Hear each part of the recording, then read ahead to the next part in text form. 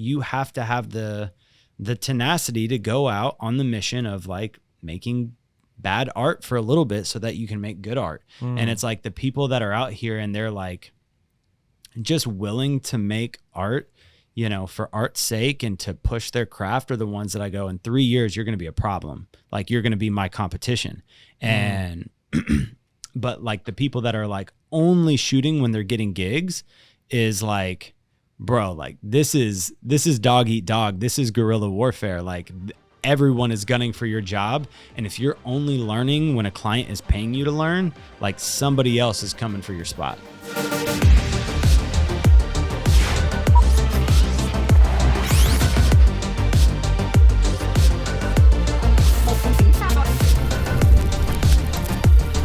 Welcome back, everyone, to another episode of The Rough Cut Club. I am the co-host, but host today, Shane Wrightsamer, back in the studio with my man, my good friend, Joey Nicotra. How are you, bro? And also, did I nail the intro? Bro, you might have just taken the host position because you might have done my intro better than I do my intro, bro. That was really, really done with excellence, man. Dude, what we should do is like put a competition online because I feel like, dude, I love how you open the shows. And you got like this rhythm to it, and it pumps me up. And I'm like, all right, my part's coming, and I got to tell you about the Dallas weather or something stupid. You know, I need to work on my part. But we should hold a competition. Who can do the best Joey opener imitation, and like tag us on Instagram, and we'll send you something. Like we'll send the best video, the best imitation. To somebody, and extra points for maybe hat and clothes. Clothes, man. Hey, let's go. If you can do my intro better than I do my intro, we might just have to do an episode with you because you're qualified for the podcast, my friend. That's awesome. Well, today is a very special day. We are going to do a fun episode of Meet Your Host. Wah, wah, wah. Yeah, so I'm in the driver's seat today. Buckle up. It's going to probably be bumpy. But I'm super excited because we have a very special guest in the studio today, an ex-sponsored competitive athlete skateboarder, DP of over probably way more than 1,000 plus videos. I'd probably dare say 2,000 videos, maybe somewhere in between that. Award-winning short film director, award-winning documentary DP, let's go. Multiple award-winning commercial DP, Addy Awards, so many things. Podcast host, Alchemy Festival founder. What is that? Wow. We'll get into that later. Real estate mogul in the making, creative director at Cinema Story, and my good friend and business partner, Joey Nicotra. Gosh dang, I gotta slap your knee. That was so good, man. That was quite the intro, bro. It feels good, man, to be on the other side of this, but I didn't even know myself as well as you know me, man. That was great. Hey, I've been taking notes, dude. Your pump up, I think that's what we get from all of our guests. They're like, dude, can you follow me around and just say that every once in a while and make me feel good? But, you know, it's nice, man. I think, you know, a lot of times we're so, now I'm going to get deep for a second, but sometimes we're so critical on ourselves and we're like, you know, we've talked about identity on this show. We've talked about different stages of life. But when you have somebody else analyze and think it, and so even today, you know, I was preparing for this. I'm like, all right, let me, you know, how many different ways have I known Joey? And I started listening. And this isn't even all, guys. This is just all that I could fit in without like passing out. And so, you know, I run through this, and it's good, man. I think you need people in your corner, and I hope you know that I'm in your corner. And I'm sure, hopefully, listeners know we're fully behind you guys as you're out there trying to traverse the waves of filmmaking and business. But enough patting on the back. I got some more of that to do later. I mean, the crazy thing, this guy isn't even 30 yet, folks, and he's making everyone look lazy in the game. I mean, festivals to kick flips to house flips to films, right? Wow. Yeah. How about that alliteration with the F? Bro, I am impressed with you. I think I'm actually blushing in the studio right now. Yeah. Bro. So this is great. Joey, first off, and this is probably too big of a question, but how do you fit it all in, man? How do you do it? Honestly, man, that I'm still trying to work on it, but it's a lot. I will say that I have been really working. One of the things that I've been working on over the last year is really being disciplined with how I manage my time and trying to get better at delegating certain things. I think it's really hard for, you know, entrepreneurs in general, but artists especially to start letting go of certain things and delegating, pieces of the art itself. Like, man, it's just hard when you want to do all of the everything, but like, everyone talks about delegating being so hard for entrepreneurs, but delegating as an artist is a totally different animal, man. And so I've been working internally on letting go of pieces of the art and trying to do only what I can do. And I'm nowhere near as good as I can be, but working on delegating and time management has been a huge pillar of what I've been working on over the last couple of years. That's great, dude. And you've said several times on the show, like you correlate like DP work to painting on a canvas. And with you just saying that, because in the entrepreneur world, delegation is the name of the game, right? And it's something that I still struggle with and I work on. But the more you can replace yourself and get out of the scenario, the bigger you'll grow and the faster you'll grow. Yeah. And in art, it is a little different. And I'm thinking like with your painting example, you're letting somebody else either stroke on your canvas or maybe mix your paint that you then have to use on your canvas, just using this analogy, right? And that 100%. Is hard, man. That's a lot of trust, and you have to let go a little bit, just like in the entrepreneurial world of, okay, they might not do it exactly like me. The stroke might not be the same, but I can paint more or a bigger picture or maybe even a better picture sometimes when you let other people step in and help bring it all together. You nailed it, man. And like part of my journey in the last several years has been learning to work as a team to make all of these things happen. And so like, you mentioned like 1,000 videos that, we created this year or I worked on, or like the award-winning whatever, like all of that stuff couldn't have been done without other people involved. And so one of the things that I've really been trying to grow in is just my leadership within those roles and like developing teams of people that can catch part of my vision and then help bring it to life. And then the more that I can work with that same team and kind of, have my vision embedded in them, the more that I'm able to, see my canvas come to life without me being the one to paint all the brushstrokes. And it's tough, but it's a learning curve, but it has been very fulfilling to, give editing up and then wake up in the morning and have like a draft of like something that I DP'd and be like, man, I didn't have to do all of the editing. And is it different than I would have done it? Maybe a little bit, but I can give feedback and I can get it like 85% of what I would have done. And maybe it's 115 because they just totally destroyed what I could have done myself. And so it's this give and take, but I think learning to, work as a team, leader has been totally incremental in helping me do festivals to commercials to everything we do in the company. And, amongst being a husband, man. And talk about team. Flipping. Talk about teamwork right there. Husband and wife, that is the ultimate team. That's the ultimate team, man. So for people that don't know what a day in the life of Joey Nicotra or a week in the life or a month in the life, like just run me through. You don't have to get specific, but like what does a month or a week look like? Because I know you do such a variety of things, right? We do a ton of stuff together. I know you do a lot of stuff, on your own. You're doing this real estate stuff. You are married. So just pull back the curtains a little bit, man. Let's get intimate here. I love it. What does a day, a week, even a month with Joey Nicotra look like? Yeah, man. I think that, for me, someone said there's like a acronym. I think it's FRESH, but I use like the 5 F's, right? So there's faith, family, finances, friends, and there's a 5th F. I can't remember what it is. Fitness. There it is. So like those 5 F's, right, are like the 5 pillars of my life that I'm constantly analyzing. Like, how am I doing in my faith? How am I doing with my family, whether that is my immediate family or just me and my spouse? Where am I with my friends? Like that's one that easily gets thrown out the wayside. But I'm trying to make it more of a point to just be intentional about hitting my friends up and like going and grabbing a drink or playing a game of billiards or something, you know what I mean?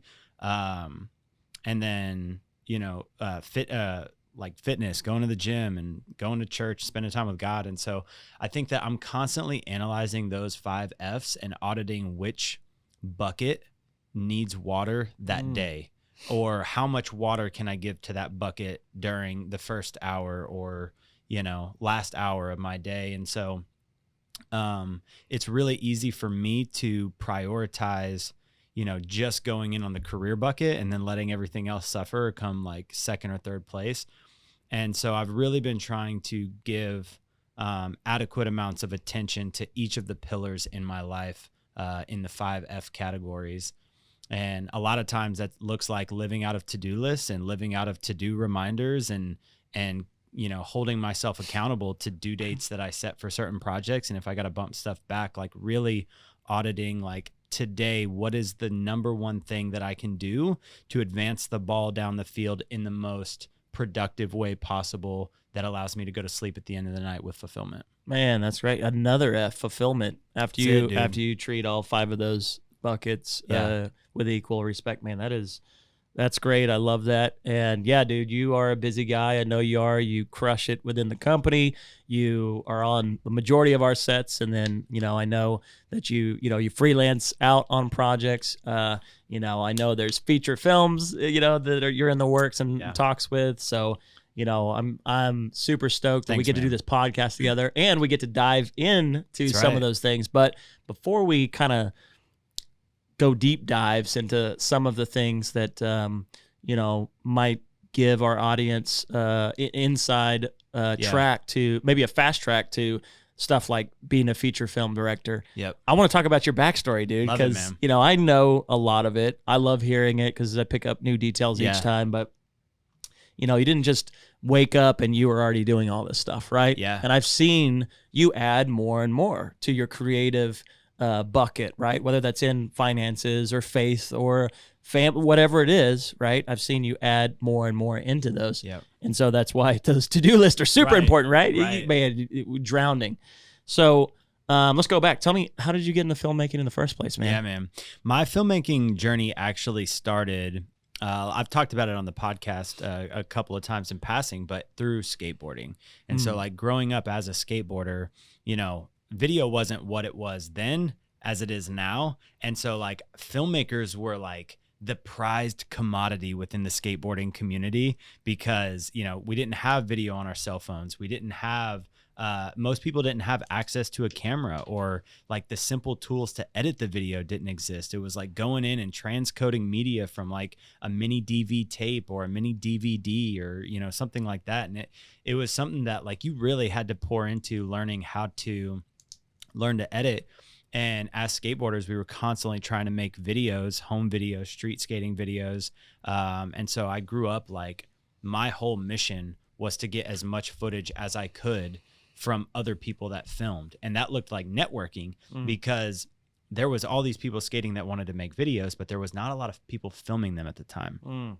And so, building relationships, making skate videos, being on the other side of the camera was really like my intro to like filmmaking. And it was never like cinematic. It was never, it was always just like, how can I highlight the top level of my athletic ability? And, fast forwarding through that journey, I wound up getting kind of injured out of the sport at 20 years old, had a broken back, re-broke my back, had multiple broken ankles, sprained ankle injuries. And it just was one of those things that it became very, very clear to me that season in my life was coming to a close, and it was devastating. Like without a doubt, like crying like a baby because I knew I could never do what I loved to do again. And I knew it. Like I knew there was no going back to this season. And I took some time and dabbled in some other arts. At the time I was like messing with music and spoken word poetry and performing, and had some cool wins. Like I had some artists at the time that I got to open up for and perform on stages of like 3,000 people, like doing like written spoken word stuff and hip hop music. And, at that time I started really becoming more interested in doing music videos with my friends who were making music. And I started auditing my time and going, man, all my effort and energy is going into like how I can better these videos for these people. And like, I was making a little bit of money doing, you know, the music stuff at the time, nothing crazy.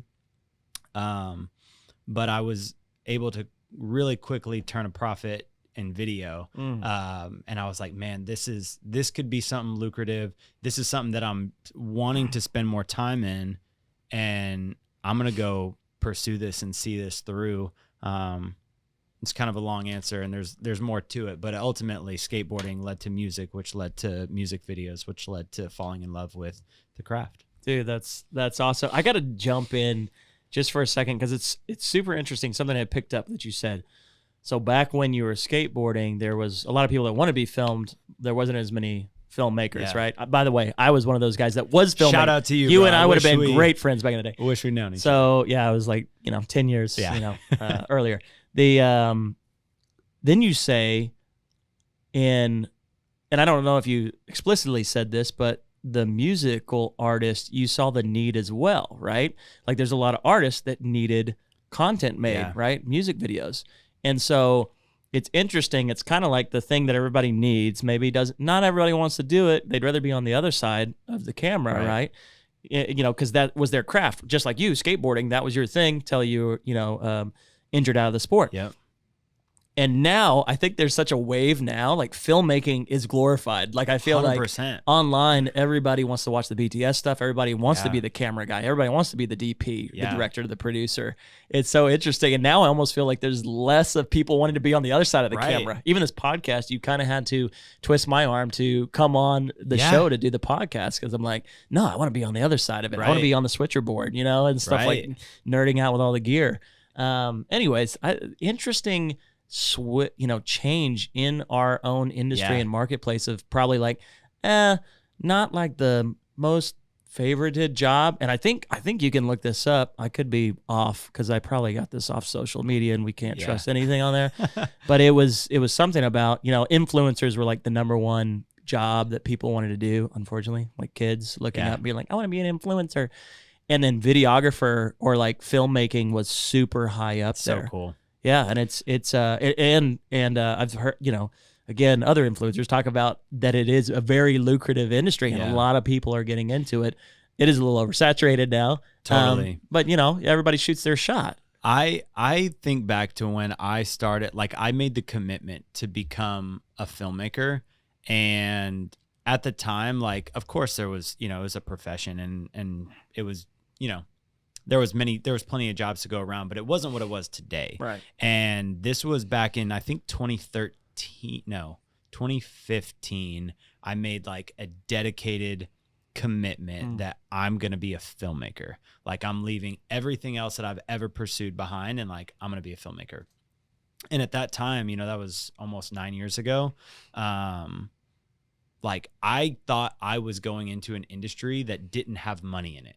Like at the time I was like, crazy? It is. And I was like, I don't even know what kind of jobs are out there at the time. And I kind of went into it like very naive because it was just something that I had like grown up doing my whole life and I couldn't see myself doing anything else at the time.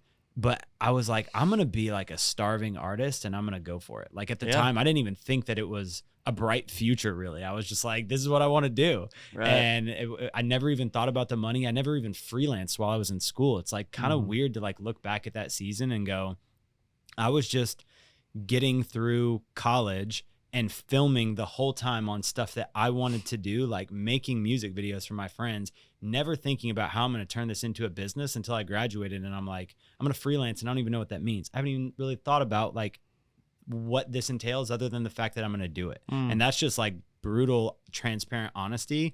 Like I never, ever went into the craft thinking about like, this is a financially like lucrative endeavor that I'm about to pursue. It was always just like, this is the only other thing that I think makes sense for me. Yeah. And now it is a saturated market. The tools are easier. They're more accessible and it's a different climate, man. Yeah. So. And it's a financially very lucrative market. Can be. And so, yeah, we both liked filmmaking before it was cool, bro. We got in before it was seriously cool. there's a clip on the internet that I saw. I think it's of Kevin O'Leary, the Shark Tank dude. Yeah. And he posted like, if you were to ask me like 2 to 3 years ago, like what the best like college career path to go down, I would have told you the top 3 were engineering, engineering, and engineering. Mm-hmm. And he goes, that answer's changed now. And in 2023, now 2024, the number one thing that I tell people to go do is go learn how to tell stories through video. Yeah. And that's like literally one of the highest demanded trades that someone can have right now. And that wasn't the case when we got started. 100%. We saw the same video. We probably even shared it on Instagram, but I could see the clip as you were saying it. Man, so, you know, it sounds like you went through what a lot of us go through. And I think it doesn't matter if you're in filmmaking. This applies to a lot of people, unless you do go to school to be a doctor and you become a doctor and you stay a doctor the rest of your life, your career, right? I feel like millennials, Gen Z, there is a lot of what we call like career hopping or identity changing, right? And it's very accepted now. Like if you go back to 1950s, 60s, 70s even, people stayed within a career their entire life and they wanted to retire with that company, right? And then there was a shift, dates might be off, I think it was 70s or 80s, definitely in the 90s, you know, with Silicon Valley, you know, tech boom, everybody's jumping jobs and jumping up the career ladder. So there was this huge change. And so now, even now, we're in a new phase of career where it is the freelance world, right? Everybody wants to work for themselves, or a lot of people do. Or they want to work remote or part-time and maybe have several different gigs, right? And so there's this like freedom now that everybody is seeking in careers. And so, you know, talking about identity, right? You had all these identity changes from skateboarder to musician or artist and then into filmmaking. What carried over from some of those, from skateboarding, because I think everything, our journey, like it all builds up and there's a purpose. Like it's not, we had this in an episode right before this, you know, it's not a dead end alley. I think it's actually the alley or the street that's getting you to the next neighborhood, as Tom Totter really eloquently said in the episode prior. So what did you take from skateboarding and from music that you see yourself applying in filmmaking? I think it's 3 things that immediately come to mind. I think the first one is, you know, going back to skateboarding, whenever you're looking at the world through the lens of a skateboarder, I would be driving in my car, and as I'm driving on the side of the road, I'm analyzing the entire time what could be skated. And this is just like how my mind works. So like if I'm seeing like a stair set and I'm like, I look at it and I immediately see there's a smooth runway, there's a smooth landing, there's nothing interfering with me being able to go and skate this spot. And then I immediately go, I have a clip in mind for this. And so that's literally just how my mind works, is like, even now I can't help it. Like I skate maybe like 4 or 5 times a year, but I'm driving and I'm like, 15-year-old me would have shredded on that spot. And so when I'm constantly looking at the world, I'm analyzing it through the lens of what can I creatively accomplish here. And so I think when I come to a film location, I immediately take that to the location and I go, what kind of composition can I execute here? Like immediately analyzing what the light is doing and like, what can I creatively bring to this space to tell my story to the, you know, best of my ability. And so I think I took a lot of that, just like analyzing of the environment to filmmaking. And it's like, obviously as a, you know, a filmmaker, you go and you location scout and whatnot, but I've really, really been training myself through one lens or another to look at the environments that I'm placed in and see what can I bring to this scene. And so I think that's one thing. I think too, and I've talked about this being my competitive advantage as a filmmaker, but I think that my mental resistance to failure is something that as a skateboarder, you're constantly going, you know, to fail 1,000 times so you can land the trick once. And the feeling of landing the trick once makes the 999 previous times worth it. And the journey to say, this is going to suck for a while and I'm not going to be good at this for a long time, but having the mental tenacity to go like, I'm going to make really bad art for the next 3 years so that I can get to the point to where I can make a final product that I'm proud of and that gives me fulfillment. And so I think that's another thing that just like the determination to continue against adversity is something, you know, even with this house flipping project that I did, I've talked about it a little bit, but I just set out to do a 2.5 year, I don't want to say the number of like how much money necessarily went into this, but it makes me want to throw up when I talk about how much money that went into this thing. But at the end of the day, it was a success. And it was like 2.5 years of grit to accomplish that I don't think that I would have been able to do had I not been a skateboarder. And the last thing that I would say is like I look at my journey as a filmmaker and think that every aspect of my life prior has always been centered around the entertainment industry. And I love being an entertainer, whether that's through skateboarding and making skate videos that entertain their audience, whether that's making music videos that make people enjoy the music more. Like think back to a music video, or even a concert, right? That had like just a crazy visual experience. That stuff stays with you forever. And I've loved being a part of entertaining an audience through my visual expression to where they hang on to something, you know, way past just that day when they watch the video. It stays with them and makes an impact on them. So I think those 3 things are something that skateboarding and music really gave filmmaking, you know, from me. Makes me want to go like skateboard, bro. You had this competitive advantage. And man, I've heard the thing about, you know, failing so many times. And I do get that with competitive sports. You see that a lot with filmmakers that have done that. You know, you put in the reps to hit the one home run or land the one trick. You know, Mark Cuban in his book, The Sport of Business, right? It's like you can fail 1,000,000 times. All you have to be right is once. And the dude's a billionaire over multiple times. He was right a couple more times than once, right? And that's the goal is like, all you got to do is hit a couple of winners, right? And so, man, that's great. I feel like I know how your brain works now more. Like when we're in the car driving somewhere, I'm going to be like, oh, that Joey's zoning out because he's looking for the next spot to land his skateboard. It's so funny. Like you can talk to my wife and I'll pass a spot that we like routinely go by. And she like, I'll have told her like over the course of 3 years, like it'll be the 7th time. And I'm like, you know, I used to grow up like skating that. And she's like, you've literally told me this so many times. Like, stop telling me there's a skate spot. Like right when we pass this, you told me like 7 times. I'm like, yeah, but it would be so good to skate now. Oh my gosh. I love it. I love it. Dude, we got to get you one of those little finger like skateboard. Tech decks, bro. Yeah. Oh yeah. Dude, then you could not injure yourself for when I need you on set. I used to back in the day as a kid, like take those and like take them apart and like swap the wheels and the trucks and all this stuff. And then I got into like re-gripping them with like professional grip tape. Oh my gosh. And I would take a lighter and I would like warm up the rubber and I would like do the concave to them so I could like do the tricks better.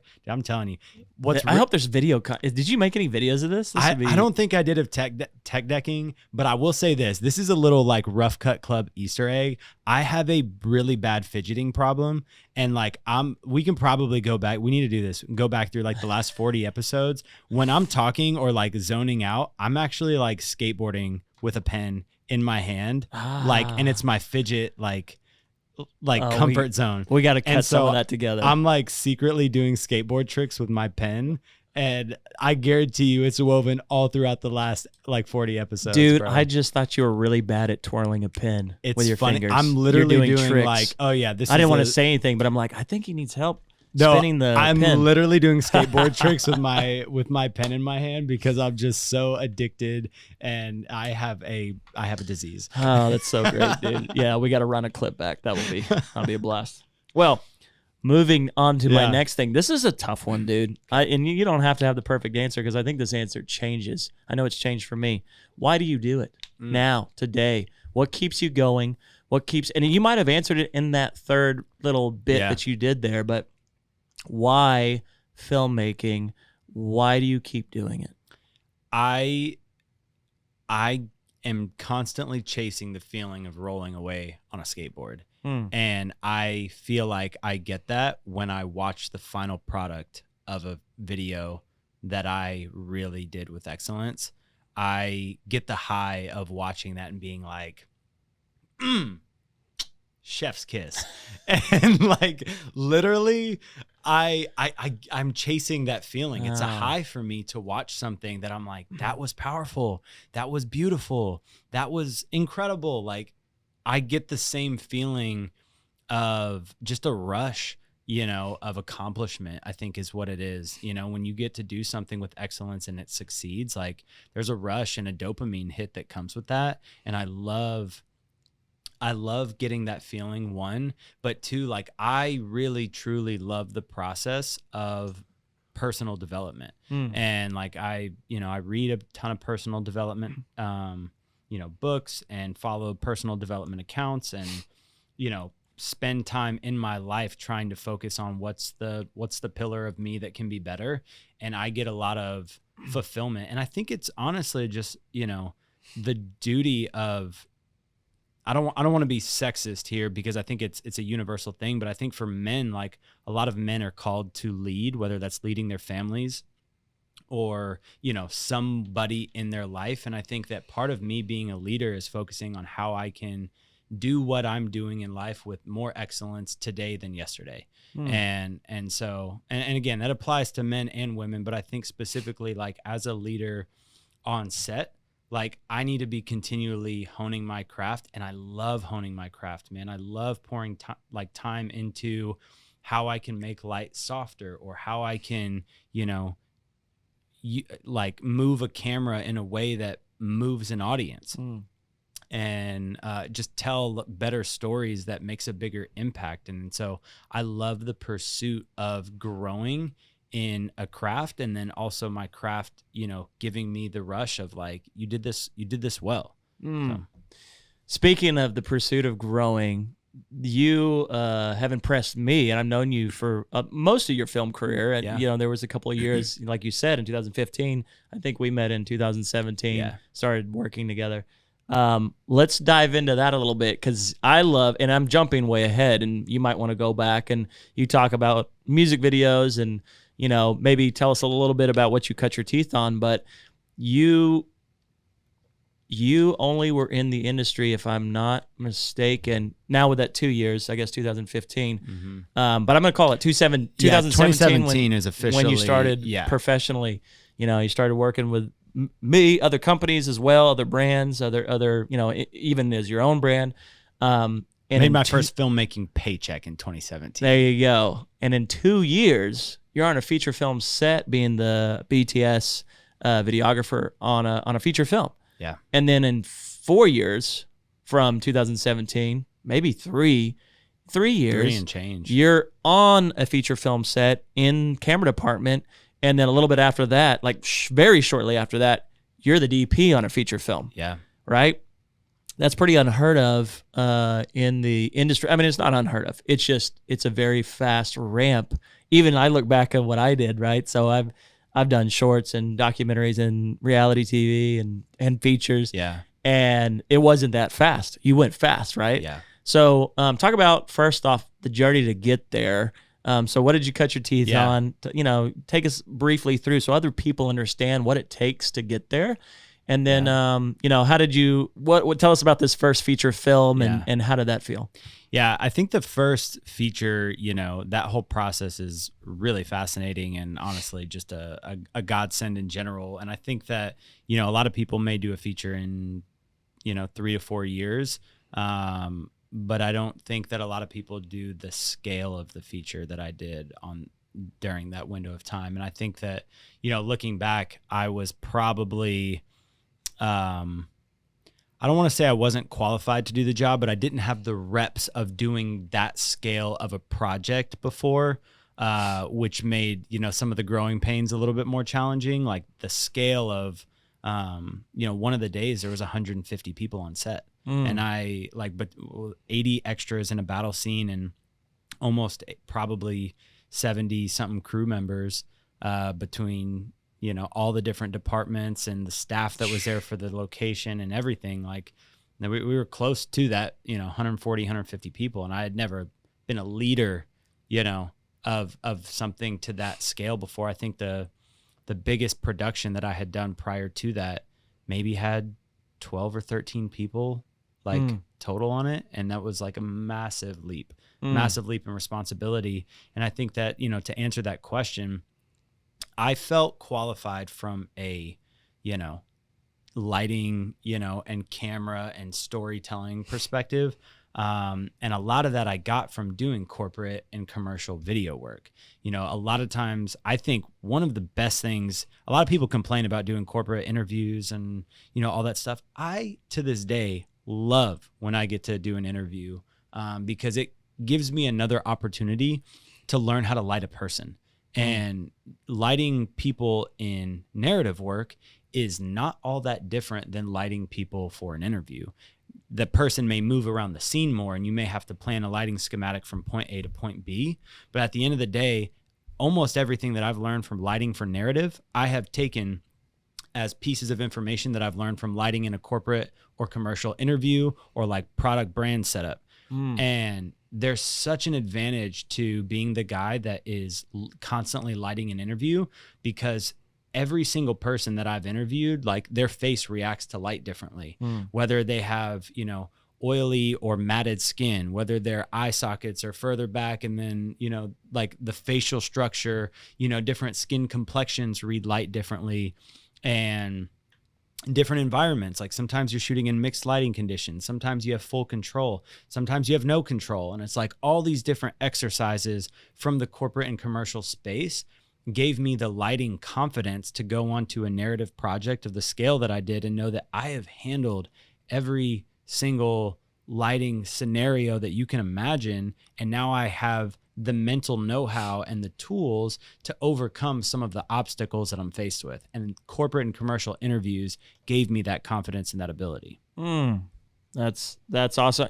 You know, something I got to go back to is that there's a Dallas iconic oil company that, they said that they were not opposed to assigning people that weren't quite qualified for the job because they didn't know that they couldn't do it. Yeah. And I love that, because I remember watching you on that feature film, and I'm good friends with the producer, and we talked about even that position, all that stuff, and how you were such a great fit for it. And I was in your corner and saying, this is your guy, and watching you grow so much during that process, because I think you knew you had to strap in and apply all that stuff. Yeah, you had this huge portfolio behind you and all this experience, but like you said, to that scale. And so I think that's where that skateboard mentality came back in too. Like, you never thought of failure.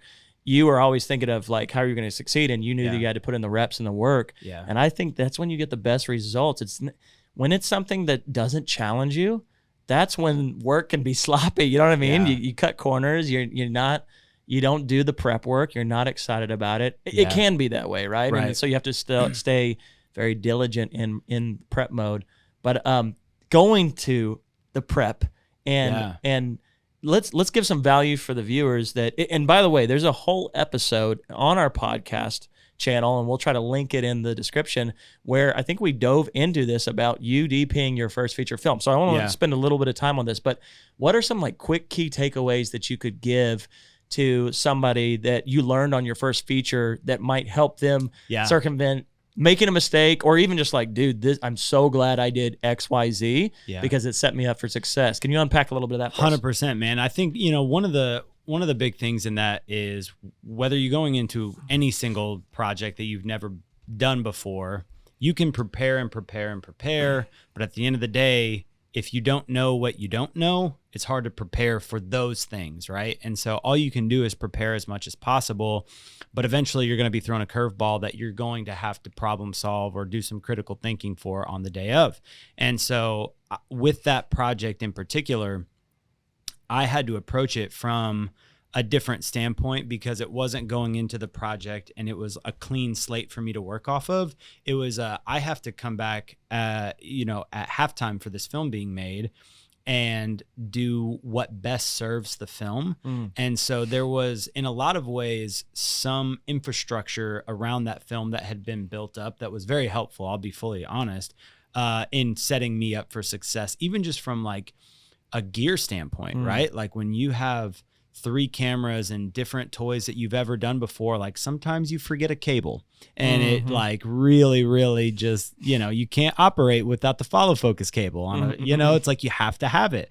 And so just, I think that really getting comfortable with the setups that you're using was really advantageous. So like knowing the camera system well in advance. I think I had already purchased a Red camera prior to doing this, but had I not, like I wouldn't have had that many reps on Red prior to going into it, which would have, given me less. It would have made me slower at troubleshooting some of the stuff that came up. And so I think that the more familiar you can get with the tools that you're going to be using, the better you're going to have, because, in the world of tech, problems just arise. But I would be remiss to not mention the fact that having the team of people there around me that in a lot of ways, like my key grip, he came into this and I don't even know how many features he's got under his belt. And so having a team with, maybe some more reps in their department to then like lean on, even you, bro. Like I remember you were on that project and you had done stuff with certain pieces of equipment that I had never touched at that point in my career, like a Movi. And I was like, dude, like how can I lean on you and bring my team together with my key grip and the, Movi operator, and trusting your director too, to like direct and, see the big picture and allow you to focus on just what you can do. And, having the meetings in advance to really wrap my head around what we're doing and pre-light in my head as much as I could and make sure my team was on the same page and make sure I'm communicating. I mean, there's a whole rap sheet of things that I learned to set that project up for success. But, surrounding yourself with a team of people that can be a support vessel for you really helped me bring that project to life. And then just doing my due diligence to study and prepare. Man, that's so good. Know thy gear, and then that team that's surrounds you. And that, going back when I used to operate, when I got a new camera, I would dive in, and go through every menu setting and be like, I don't know what this does, and you just turn it on and like, what did that do? Did it change? And now you can like watch a YouTube video and it will take you through it. But buying that Red probably super advantageous for you 100%. To go through, because when we do hire people and it's like, hey, we've got a feature or a music video, well, have you shot on Red? Yeah, I've shot on Red. Well, how many times have you shot on Red? I'm not trying to be rude. I just need to know, like, hey, should we have like a prep day and like I want you to just spend time with this Red together in a room alone, spend some time with this, know where every single thing is. And so even stuff like that, man, is so important. And people think, man, that's so tedious. Like, you don't want to be figuring those things out on set. Sometimes you do. You have to. Like, there's things that, like you said, curveballs. But I think those are 2 great pieces of advice, multiple things. And go check out the other episode if you want to hear more about that feature film. It's a great episode of just seeing the come up and then into a feature, and then, the other side of what's been learned on that. And I'll tack on to the back of that too, because that was probably the number one moment in my career where preparation met opportunity. And it wasn't that I didn't have any preparation for that going into it, but it was that I was in the right place at the right time for an opportunity to come my way. But because I had prepared before that moment, when that moment came, yes, there was more work to be done, but it was a moment that I could have gone and said, all right, this is going to be scary. This is going to be a massive risk, but I have taken other risks prior to this moment to put me in a position to best handle this job. You landed the trick when they called your name and you hit the pipe. I'm saying all the right words. You landed it, and the applause, man. That's great. See, I'm wrapping in the skateboard. Man, you are a skateboarder at heart, brother. Hey, you should see me on a ramp. Actually, last time I did a ramp, it's probably about 15 years ago. Landed straight on the concrete face first. I think that was the last time. Yeah, that was the last time I did it. Anyways, no scars though.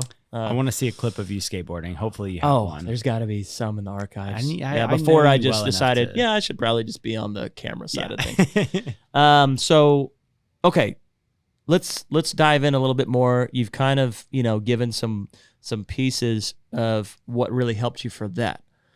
How do you recommend, and what do you do personally? Maybe, because everybody's different. What do you do currently to continue to sharpen your tools as a DP? Man, that's a great question. I still study religiously. I will forever be a student of the game and feel like I have to sharpen my sword. And, iron sharpens iron. And so the more I can spend time with other people that are great, we may know 90 to 95% of the same stuff, but if they have 5% here and I have 5% here, like we can grow if I'm working with other people who are talented. And so honestly, a lot of times for me, that looks like taking AC jobs. Yeah. And so if I can go and AC for another DP and pick up little pieces of how, he sets up his shots, how he preps, how he, works with the director and handles a scene with coverage and everything, like I can then take that information, pull in focus and making sure his camera is built and prepped. And then I'm like, oh, wow, I learned something today. And I mean, it happened on I did a volume wall job last week where I AC'd for another DP. And I remember leaving that and I was like, I got at least 3 to 4 things from this job that I'm going to take to the next one that I do. And like, that was a little bit of sharpening my sword. I also subscribe to American Cinematographer magazine. I read those magazines, which has articles from some of the best in the game. I'm a subscriber to Filmmaker Academy, which is, I can't even think of his last, Shane Hurlbut. He's one of the top, DPs in the industry and one of the top educators around cinematography. I study from him, and then, there's a ton of YouTube content out there. I subscribe, I consume YouTube content. And then honestly, at the end of the day, man, the best teacher is just trial and error. And so like, I'm not afraid of experimenting with different techniques to then learn, with some hands-on experience, like how something works. And so I love when I get an opportunity with a client to then test a new, theory and, have the flexibility on the job to see what works and what doesn't. How can I refine it? If they've given me enough time to do this well, like maybe my first setup wasn't perfect, but I was able to then, flip something or tweak something and then go, next time I'll do this a little bit better. And it's becoming a little bit more efficient, a little bit more consistent, and just having a little bit more technical nuance to my craft when the client allows me the opportunity to spread my wings. That's so good. And this question is kind of a follow-up. You've kind of given a lot of like gold right there, but I want you to go back in your mind, because you've done this for some of our interns, right? Yeah. At Cinema Story. And you're talking to somebody that wants to get into camera department and become, they're saying, man, Joey's a DP and I want to, like, that's the, we have different like programs in the company. Like, do you want to do camera? Do you want to do producer? Okay, these are the people you're going to track and follow. And so when you've talked to them before, give our listeners, and this is for the people that are, that was what you just said there is for people that just started out and that's deep in the game, right? Those are some hot tips. But if I was somebody just starting out, doesn't know anything, give me doesn't have to be perfect. Give me a step-by-step. I would do, we have a whole episode on film school, so we don't have to go deep into that. Tune into that episode to find out what he thinks about that. But just give me a quick little step-by-step. What are some quick or not so quick, but what are the correct steps to make it in the camera world as a freelancer? Wow, that's a loaded question. I think, one of the mistakes that I see a lot of people that are getting started make is that they just almost start moving without getting clear on where they're moving. And so like, I have people all the time that DM me, hey, I'm thinking about getting into, camera work. Like, what camera should I buy? And like, I get this question and I'm like, well, have you gotten really clear on what you're shooting? You know what I mean? Like, until you know what you're shooting, I don't know what camera you should buy. And so like, having a really clear vision of where you want to go, and maybe you're getting started and you're interested in dabbling and you don't have that much clarity yet. But I think actually just taking a little bit of time to really sit and marinate in something and say, where can I maybe see the end goal of this being as it currently stands right now, is a really, really great like step one. Before you ever like set out to learn anything, really think about like, where is it that I want to end up? Because then you can kind of reverse engineer like, well, what are the steps to get there? Who's done it before? And then you can kind of learn from them. But I think if you know that you really want to be, a camera operator or a DP or a director or a filmmaker, it's so cliche, but some people, and I won't name names, but some people like really have that desire, but they're not making anything. And it's like, you have to have the tenacity to go out on the mission of like making bad art for a little bit so that you can make good art. And it's like the people that are out here and they're like just willing to make art, for art's sake and to push their craft, are the ones that I go, in 3 years, you're going to be a problem. Like, you're going to be my competition.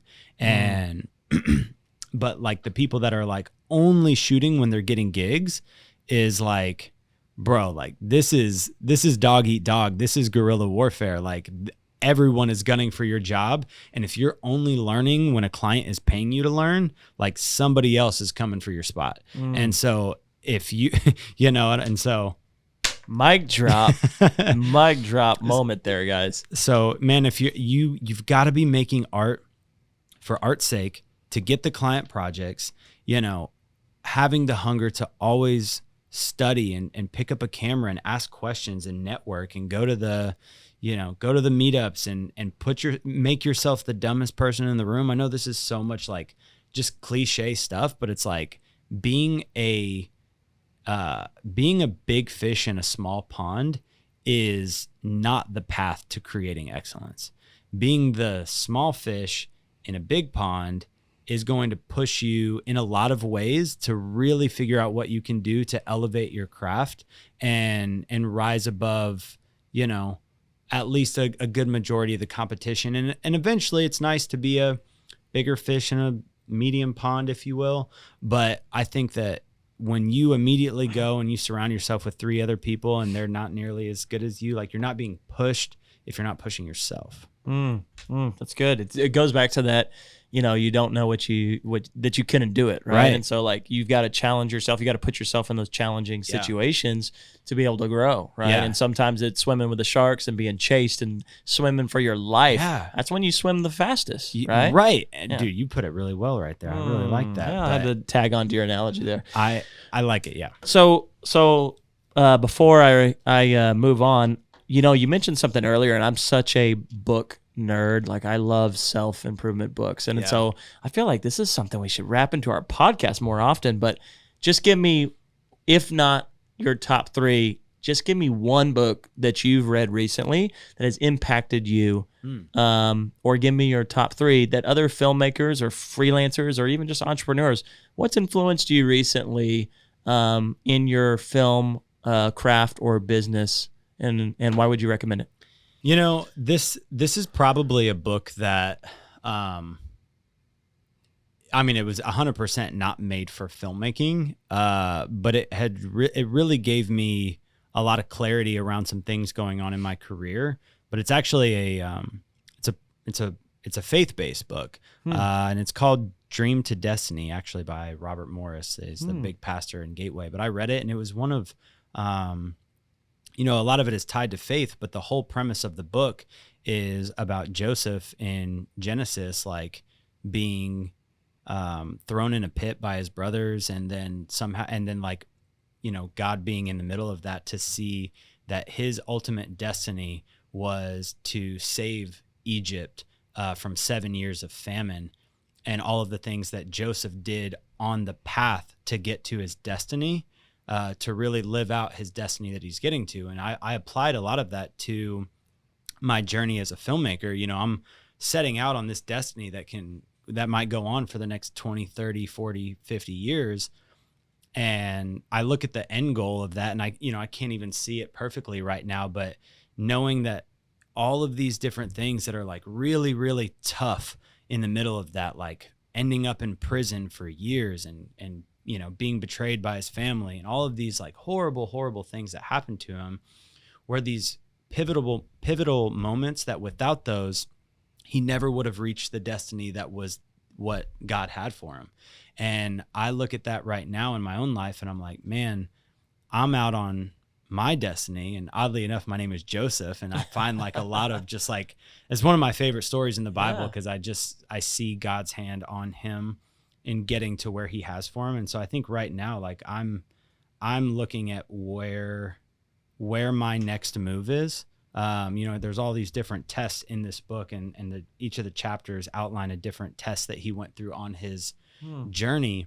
But I'm looking at what are those tests that I'm really going through right now in my own life, in my career life, in my family life, and how am I handling those tests? Because some of them I'm failing, and I need to analyze those and go, man, I'm being tested right now and I'm failing.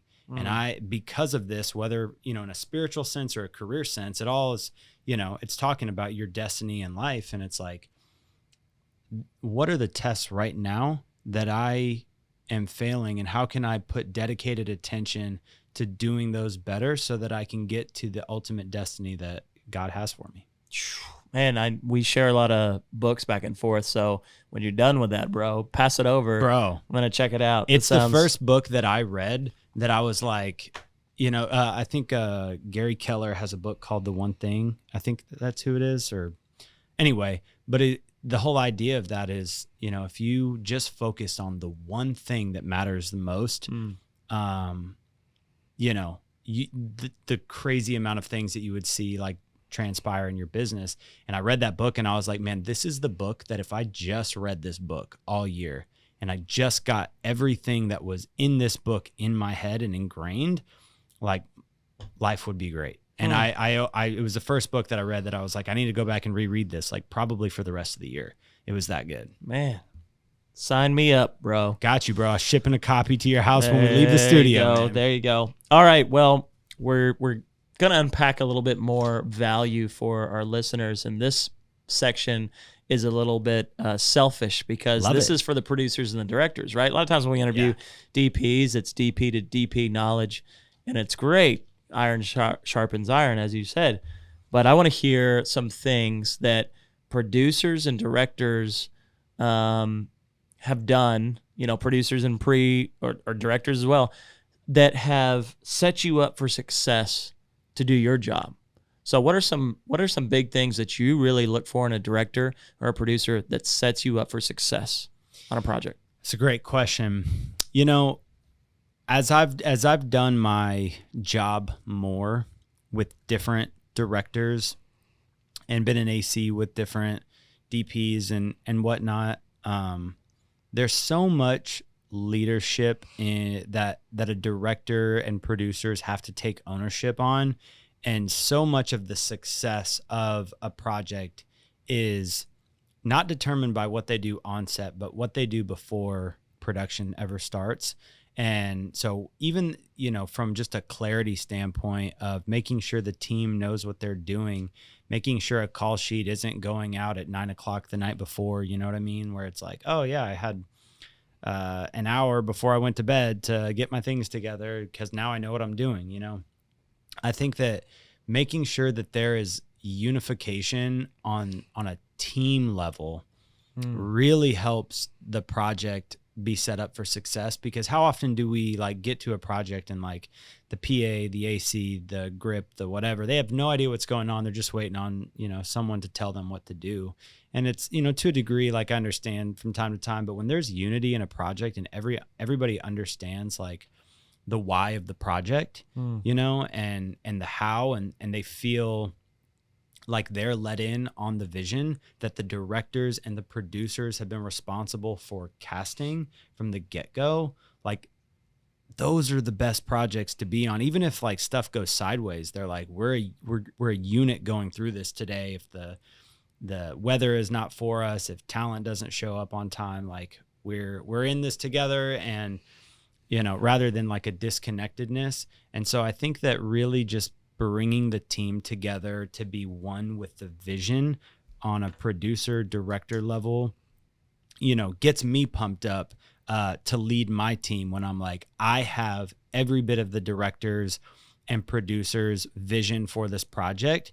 Now let me bring my vision to the camera department and the lighting team and really help lift their vision to life, rather than, a director coming to this and being like, yeah, like whether it's an interview, right? And they're like, yeah, I'm just going to ask the questions and I know what questions I want to get, but like, they don't have a vision for the final product, when they've really spent the time, and that's on like a corporate setting or whatever, but just having like a vision that they have entrusted me to lift up.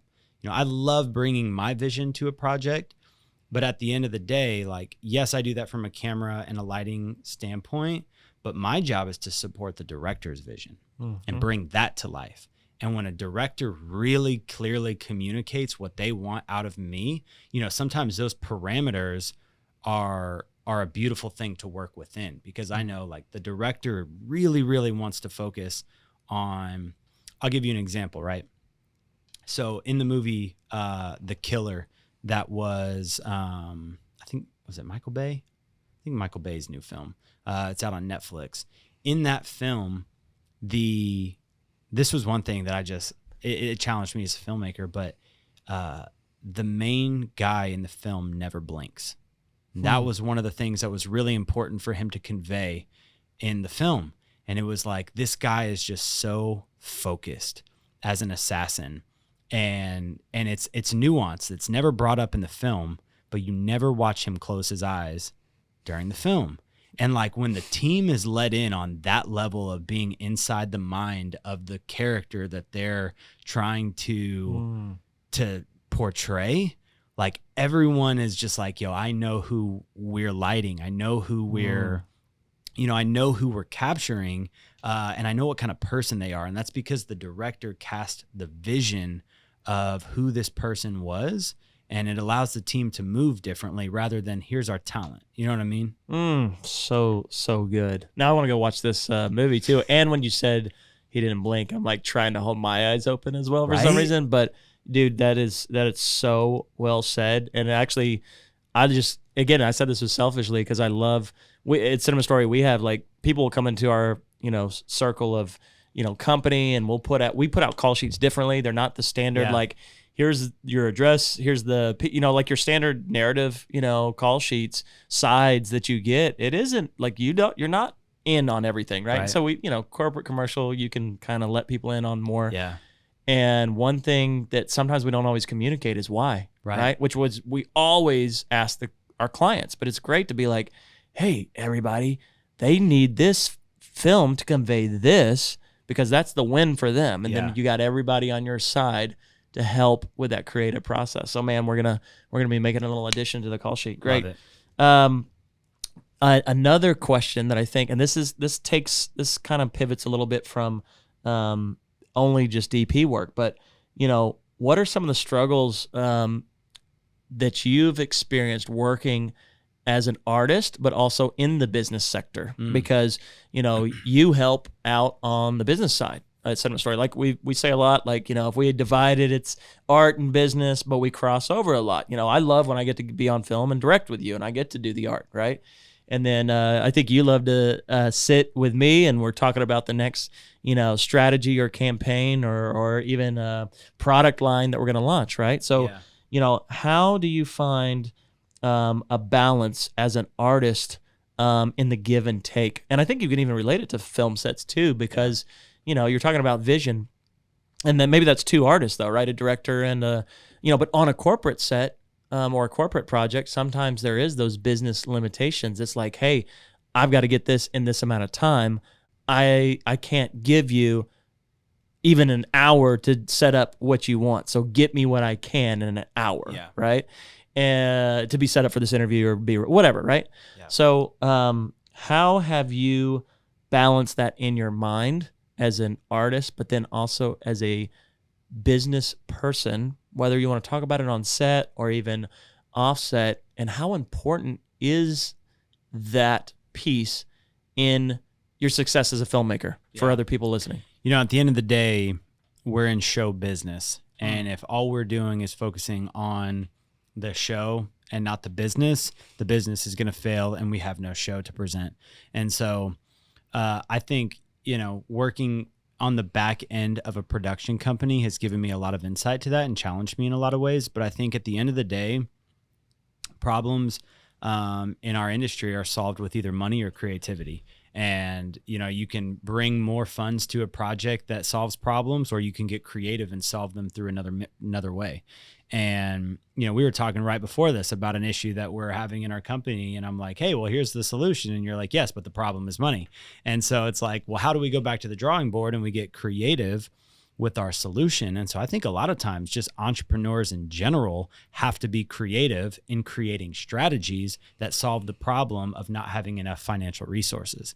And, you know, when you're on set and time is the issue, well, creativity is the solution. If you're in pre-production and, you know, you need enough crew to do a certain creative task, then money to hire the right people is the solution. And so I think if you have, you know, if you're constantly weighing the scales in terms of like, how much money can I bring to something while, you know, bringing enough creativity to support the vision, or how can I limit my money but bring enough creativity to a project to make this possible, then you're talking about someone who's really talented in balancing out the scales of doing what's needed to be done.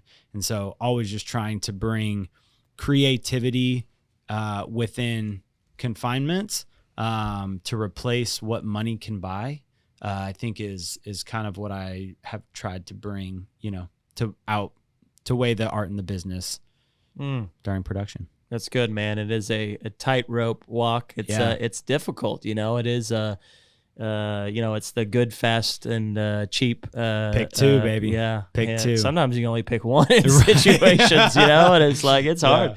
So yeah, man. But okay, I know we're getting tight on time. But I would be wrong if I didn't jump into two things that you've kind of head up in the last couple of years, and I want to touch on those briefly. Yeah. So enough value adds for everybody else. I want to jump back into a little bit of you, and I think it does provide value of why you do these things. So, you know, one thing that you've really head up and helped start, and we did this together, was this podcast, right? So, you know, tell me a little bit about like, why did you want to start the Rough Cut Club podcast? What was your vision behind it?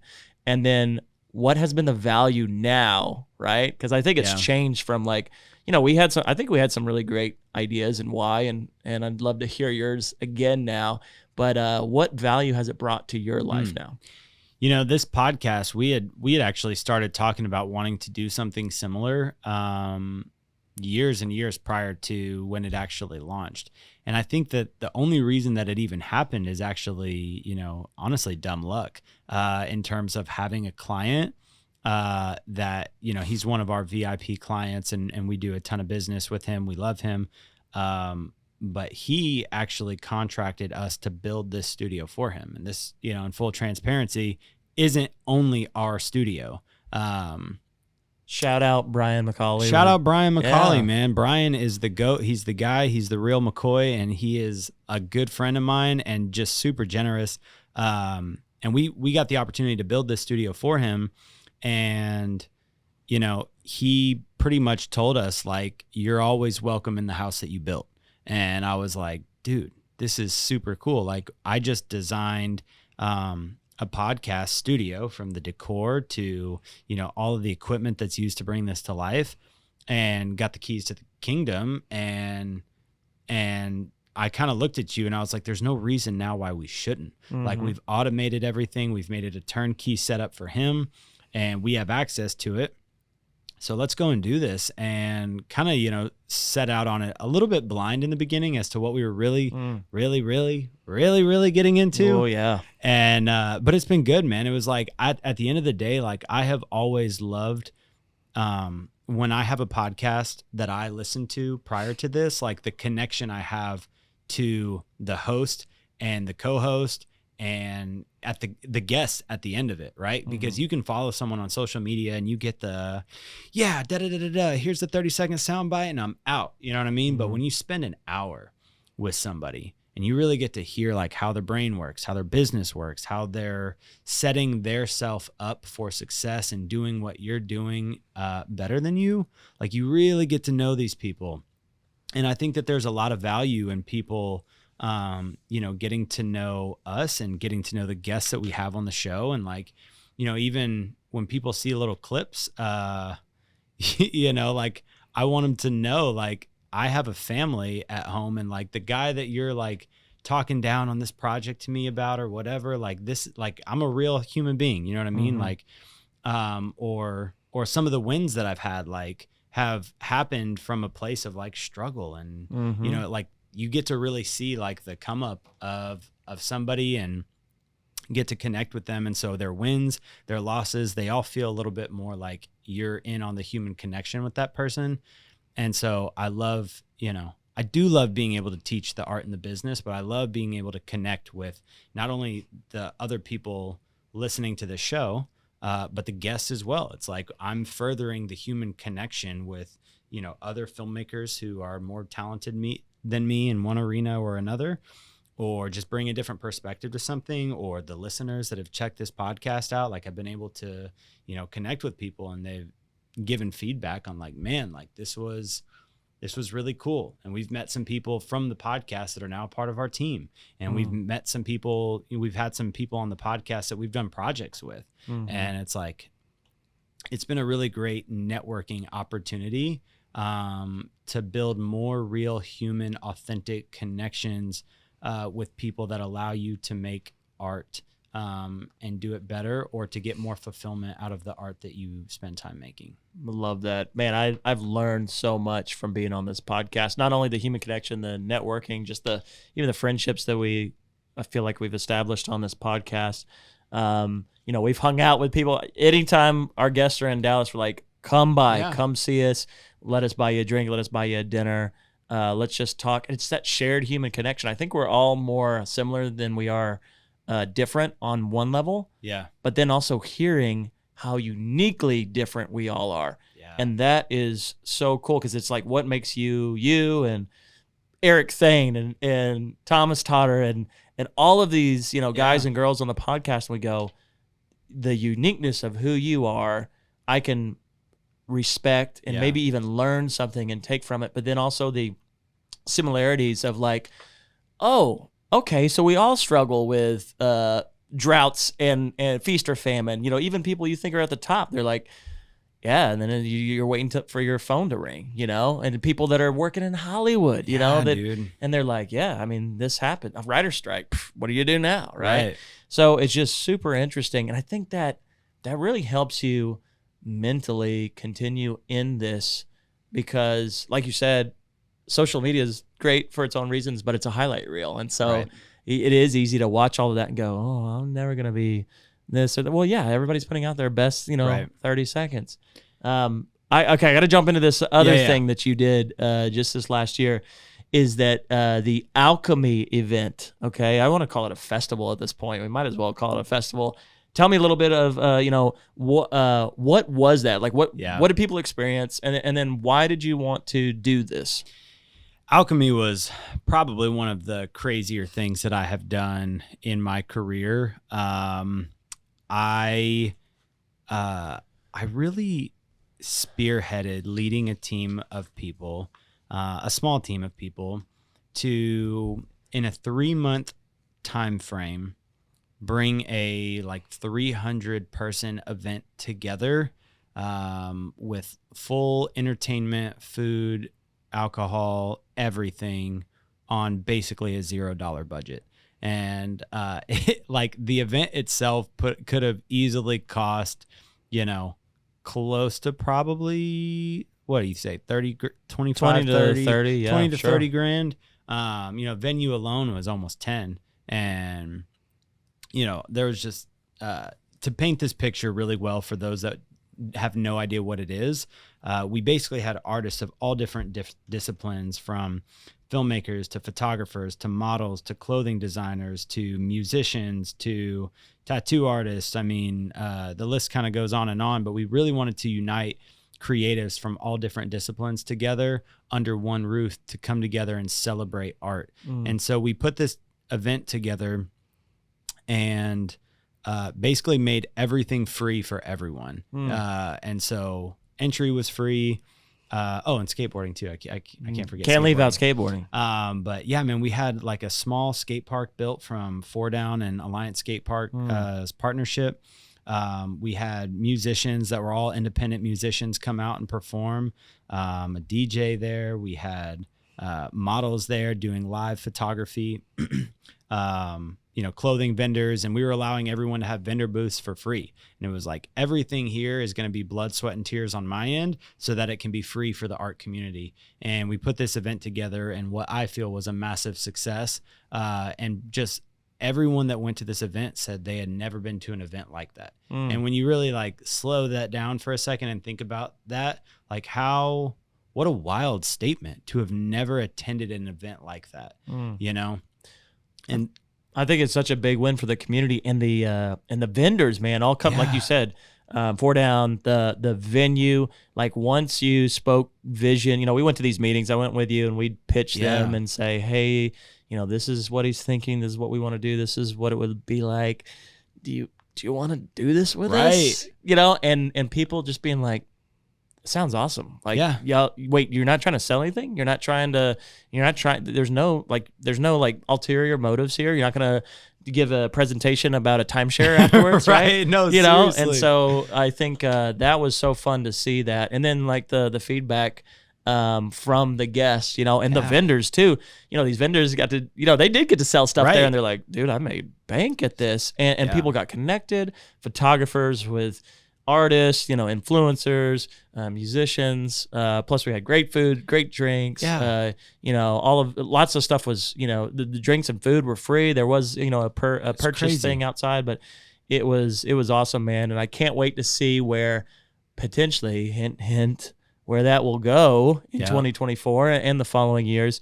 And if you're a venue or vendor out there, holler at your boy Joey at Joey Nicotra, so we can maybe start talking and plugging that idea. But I got to wrap this episode up because I know we could dive more into alchemy and the podcast. And man, we've only scratched the surface of your career. I've greatly enjoyed it. But before we wrap you out, I've got 3 questions we ask every at your boy guest. And the first one is, if you could go back in time and do everything differently, what is one thing that you can change? That you would change? Yeah. I think that in my career, I there's a lot of things that I probably could have done better, but I think that, I kindly wandered into my career a little bit blind to the steps in a way needed to really elevate and climb. And I think that earlier on, I would have reverse engineered what other more successful people who were living the creative life that I wanted to live were doing to get to where they were at. Like I would have analyzed the playbook earlier. Like there was kind of this youthful, like beautiful picture of like just creating to freely create and making whatever art I wanted to, and then going, oh, like here's the next business strategy. And, but I think much earlier on, I would have analyzed the playbook to really be more successful in what I'm doing. Cause there was always like the hard work. That piece was always there. The risk taking was always there. But I think that, that's also one of my biggest regrets, I think, in skateboarding is that I always just skated and I never analyzed, like really, really analyzed and said, this is the path to becoming a pro skateboarder. Like, I want to get good. I want to make videos. And that was kind of it. It was a very like simplified, watered down version.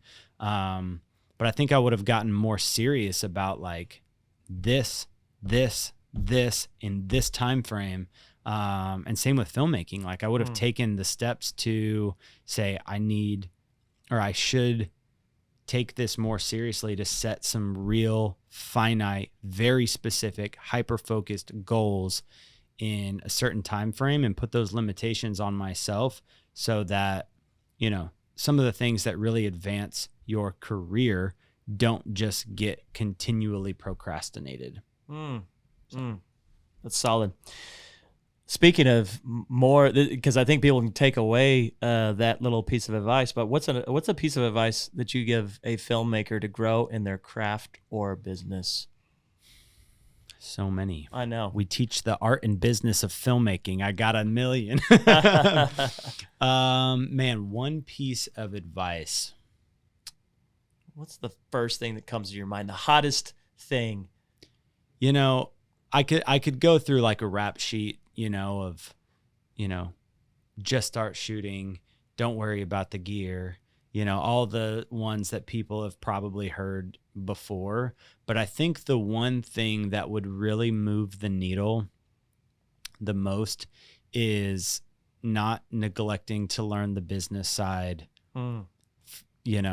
at the same time early on, because we get so focused, in loving the art that learning the business side quickly gets, brushed to the wayside. And I've talked to so many artists that they're still not even doing their taxes properly. And like, they're still not operating under an LLC, and they're doing all of these things where it's like, bro, you would have so much more just like happiness and fulfillment to make your art if you had spent the time to properly set up your business in the first place, to where you're not constantly paying unnecessary taxes or getting burned by clients because you didn't collect, on the front end. And some of the stuff you got to learn along the way, and that's great. But so often people neglect to learn the business.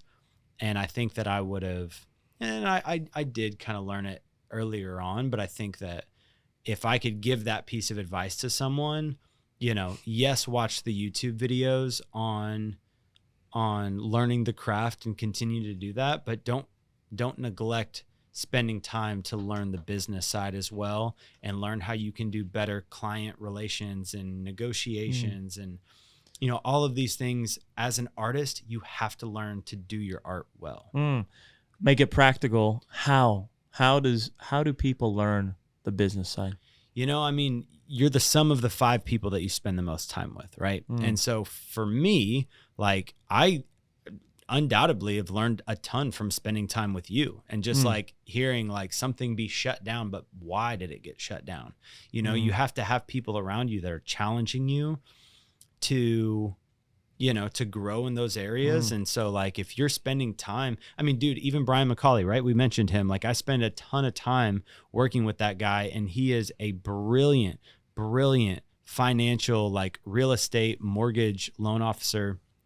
And I'm able to learn a ton from him just about how to set up my business and different entrepreneurial tactics. And like, spending time with him has inspired me to be a better businessman.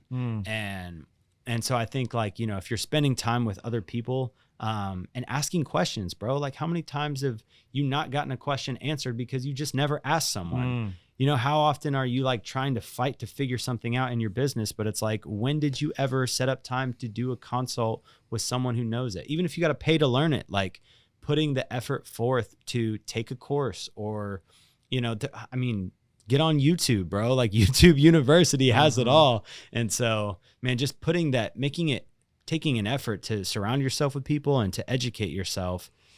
It's you don't have to boil it down to something more complex than just that level of effort. Yeah. Love it. Final question. Holler at me. Who is one filmmaker you admire, and why?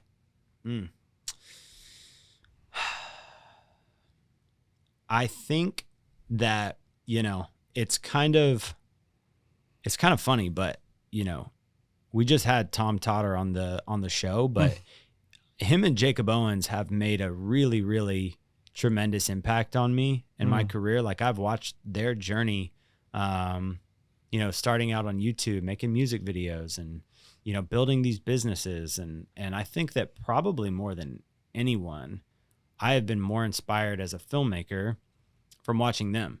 And I think it's just opened up my eyes to what's possible as a filmmaker.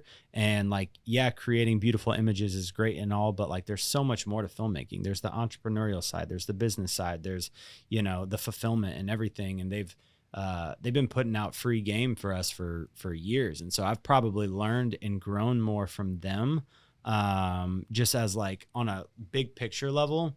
I think there's been DPs that have probably challenged me more than them, like on just like that level. But I think overall, from like a creative filmmaker standpoint, big picture, like Jacob Owens and Tom, man, they've paved some really, really exciting new ground for filmmakers to you know, just make money in film locations and products and digital assets and, you know, doing the cool projects, like even when they were just filmmaking, you know, it's like they definitely played a big role in inspiring me. Dude, I loved Tom's episode because he was so transparent too. Yeah. That was one of those like, oh man, we have these struggles, and you know, you're at the top, but you still deal with these types of things. And he had so much great advice, and go check out that episode if you haven't seen it. And then Jacob, we're coming for you in 2024. Jacob's going to be on the show, man. Can't wait for him to be on the show. We're excited. We got a lot of great guests coming up, but man, talk about a great episode today. Meeting the host, Joey Nicotra, my business partner, my buddy, my friend. Thank you for spending some time, spitting some game. I learned a lot on this show. Bro. I learned a lot on this show. And like I said, I learn on every show. And I'm like, you know, I've heard a lot of the stuff that, you know, because you and I run together all the time. Right. But I learned a lot, man. I think there's a lot to unpack from this episode. So we appreciate it. If people want to get connected with you, Joey Nicotra, how do people get connected with you? Where do you want them to reach out? Yeah, man, Instagram is always the best way. I don't even give people business cards anymore because I'm like, if we really want to stay connected, just hit me up on Instagram, follow me. I'll see your life. You'll see my life. I'm a DM away. Hit me on IG at JoeyNicotra, and you can holler at me whenever you want, baby. All right. Well, that is a finale on episode. I don't even know the number, so I'm not going to say it. Thanks again for being on the show. And for those listening, thank you for watching the Rough Cut Club. Bella in the studio, thank you for switching and being our great producer on the show. And for all of you, we'll see you next time on the Rough Cut Club.